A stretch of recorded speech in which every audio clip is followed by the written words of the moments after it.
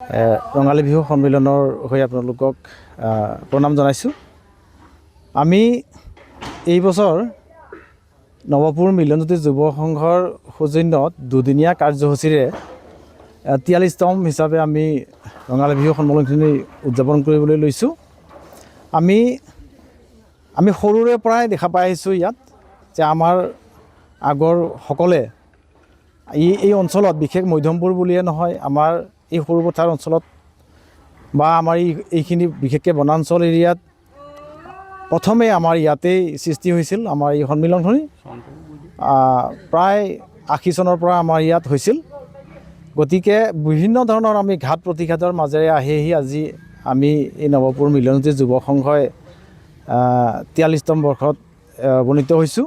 গতিকে ইয়াত আমাৰ এই কাৰ্যসূচীসমূহ এনেধৰণৰ হৈছে।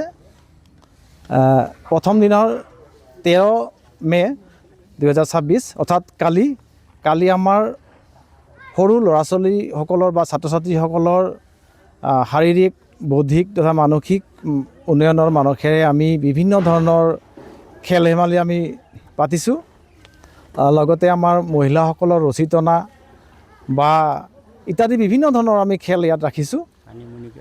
তাৰপিছত আমাৰ আবেলি সময়ত আমাৰ এই স্থানীয় যি আমাৰ জনগোষ্ঠীয় নৃত্য প্ৰদৰ্শন কৰা হ'ব আৰু গধূলি হোৱাৰ লগে লগে আমাৰ আধুনিক একক নৃত্য ক আৰু খ শাখা থাকিব আৰু আধুনিক দলীয় নৃত্য প্ৰতিযোগিতা থাকিব।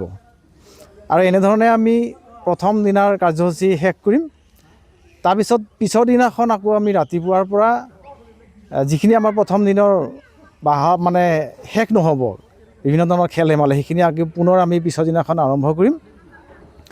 আৰু দিনৰ ভাগত বিভিন্ন ধৰণৰ সাহিত্যৰ প্ৰতিযোগিতা ইত্যাদি থাকিব, যেনে কুইজ, কবিতা আবৃত্তি ইত্যাদি। আকৌ আমাৰ এই বছৰ ৪৩তম বৰ্ষৰ আমাৰ নিশাৰ বিশেষ আমাৰ এইবাৰ প্ৰতিযোগিতা হৈছে আমাৰ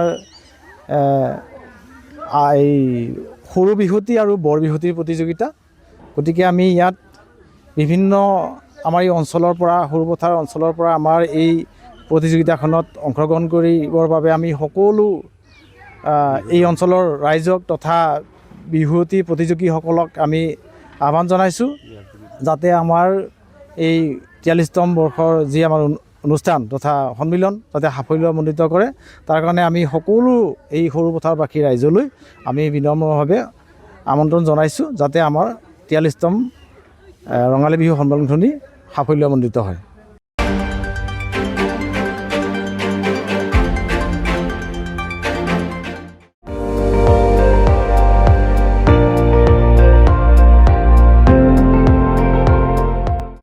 আপুনি চাই আছে ND24, সৰ্বশ্ৰেষ্ঠ নহয় সৰ্বোত্তমৰ দৌৰত।